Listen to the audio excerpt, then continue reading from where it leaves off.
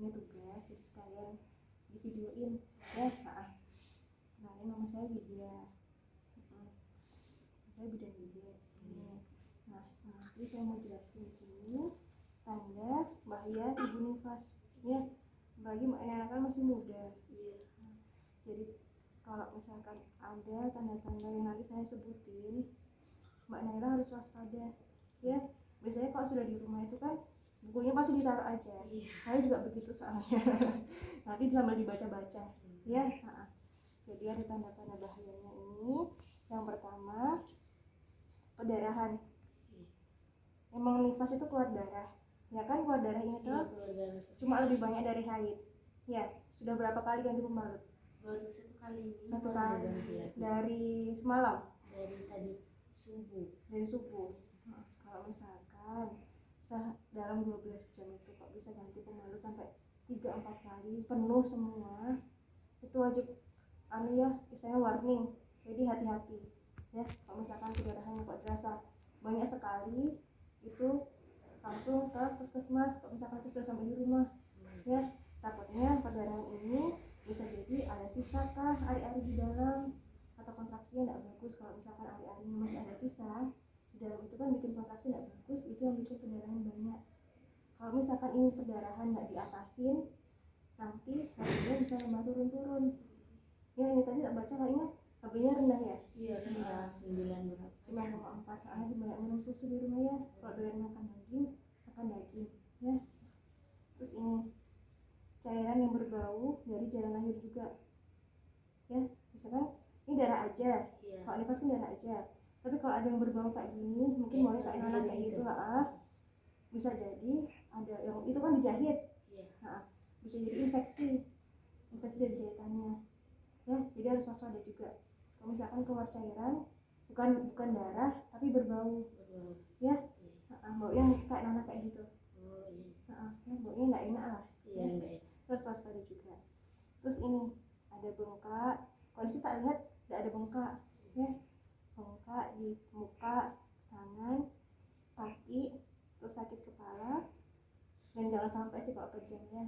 Ini biasanya kalau orang awam bilang keracunan kehamilan. Itu keracunan kehamilan berlanjut sampai nifas.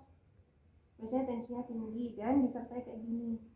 Ini juga bahaya juga kalau nggak tertangani ya. Tapi ini sih semoga Mbak Nailanya aman aja, tensi nggak tinggi juga toh? Enggak. Ya, 100% keluarnya iya, ini harus diwaspadai ya. Terus ini demamnya lebih dari 2 hari ya. Itu banyak penyebabnya, nanti bisa dari infeksi juga, bisa bikin demam. Terus waspada juga karena kan sekarang tandanya corona itu kan demam juga toh. Jadi itu juga harus waspada juga ya. Misalkan demam, misalkan kita minum obat paracetamol biasanya ya, itu kalau tidak berkurang langsung aja bawa ke puskesmas ya. Terus ini lagi ya, payudaranya bengkak ya. Terus kalau merah, kalau netein sakit juga, itu bahaya juga ya. Kalau kasih susu, sudah disusuin ini, terus kok bengkak, merah, sakit, itu ya dibawa juga kontrol. Kalau misalkan tidak bisa tertangani, biasanya sih dikompres dulu bisa. Dikompres panas dingin dulu ya. Jadi air hangat, baru nanti ganti air dingin. Terus sambil dipompa kalau ada. Kalau tidak punya pompa ya pakai tangan peras asinya ya. Tapi kalau misalkan tidak tertangani sendiri di rumah, ya langsung ke puskesmas lagi aja ya. Biar dikasih tahu sama bu bidannya ya. Begadang ya. Begadang ya. Nanti terus ini, kalau Mbak Naila ngerasa sedih, tadi suaminya yang nungguin. Kalau Mbak Naila ngerasa sedih kayak gini kan, murung, nangis tanpa sebab, itu bahaya juga. Biasanya kan cuma dianggap sepele ya. Itu bisa jadi ke namanya postpartum blues. Pernah dengar? Nggak pernah. Jadi itu kayak macamnya stres lah, stresnya ibu hamil, ibu melahirkan ya. Itu juga bahaya kalau nggak tertangani. Kan pernah dengar kan kasus ibu membunuh bayinya, pernah dengar kan? Nah itu bisa kemungkinan dari situ.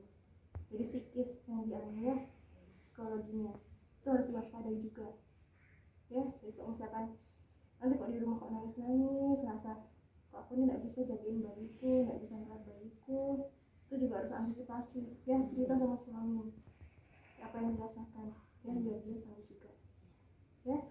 Sudah ngerti belum? Sudah. Nanti kalau ada pertanyaan boleh disampaikan sekarang. Kalau nggak ngerti atau mau dijelaskan lagi sama saya, nanti saya kasih tahu lagi. Ngerti aja, aman? Ngerti ya? Ada yang mau ditanyakan? Nggak ada sih, cuma Nggak ada. Gimana? mau nanya, kan bersihin ini kan WC-nya di situ WC duduk. Itu nggak apa-apa jongkok di bawah kak? Jongkok di bawah aja. Kalau dia sambil berdiri, bersihin apa? Bersihin Jahitannya. jahitannya.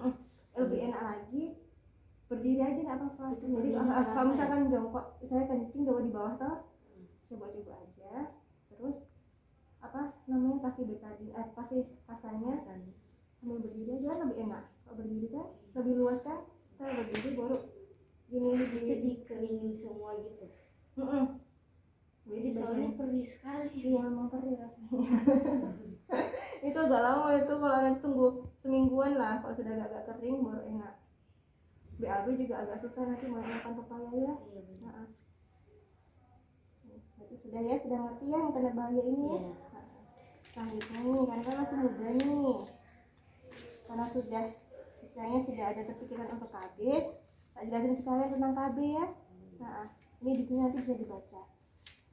Ini ya, kenapa kok kita harus KB, harus atur jarak ya, atur jarak kehamilan. Kemarin udah dijelasin. Nah, saya jelasin juga ya. Ini saya ngulang aja berarti ya. Kalau bisa, karena kan masih muda, otomatis kita harus mencegah juga. Ya, kalau bisa 2 tahun lebih kok melahirkan anak ya. Ya, ini penjelasannya di sini. Terus nanti metodenya KB. Kemarin jelasinnya apa aja? Bisa apa? Spiral, sama pil, sama suntik. Rencananya mau ambil apa? Kalau mama sih suruhnya spiral. Spiral yang agak lama kan, apalagi masih sekolah ya. Iya. Ya, tadi bilang kelanjutan ini ya, spiralnya kayak gini nih bentuknya ya. Nih, Itu dimasukin ke ini dimasukin ke rahim sini, cuma masukinnya nanti ada alat. Jadi alatnya itu buat buka dulu jalan lahirnya ya, insya Allah sih nggak sakit. Nanti kan disuruh relax sama bidannya pas pempasan. Nanti dimasukin, baru ini kecil aja nih, ini kadang besar, cuma nanti kecil aja dia ya. Nanti kalau sudah alatnya dibuka, alat yang dimasukkan buat buka jalan lahir, baru IUD-nya baru dipasang. Dia bisa 5 tahun sampai 8 tahun nanti, cuma harus dikontrol juga. Jadi kalau bisa habis pasang ya kontrol ke dokter biar di USG, soalnya kelihatannya dari USG. Kalau misalkan nggak bisa USG, Mbak Naila boleh raba itu, benangnya biasanya keraba di dalam, ada benangnya dia. Jadi benangnya itu digunakan buat nanti pencabutan kalau mau diambil IUD-nya, sama tak kasih tahu efeknya. Jadi kalau namanya alat ya, alat dimasukin ke dalam tubuh kita, otomatis kan berefek.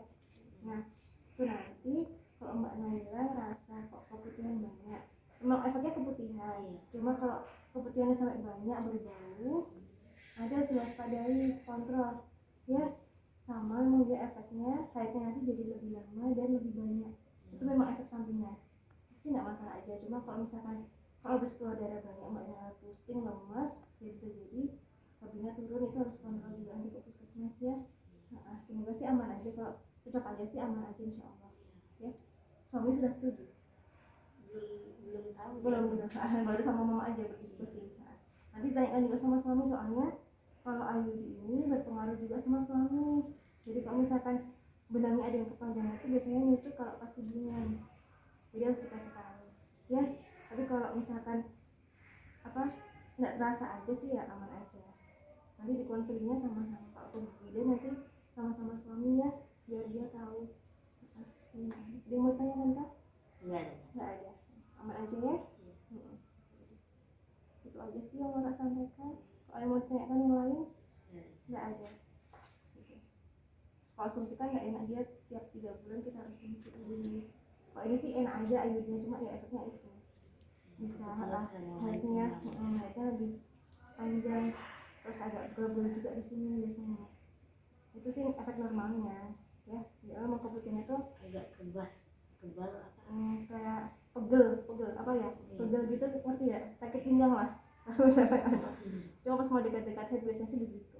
Jadi sih insya Allah semoga sih aman aja. Memang harusnya Mbak Naila yaitu bisa KB jangka panjang, jangan panjang dulu ya. Sudah itu aja, makasih ya Mbak Naila, semoga membantu. Kalau ada yang mau ditanyakan tanyakan sebelum pulang ya. Nggak jawab.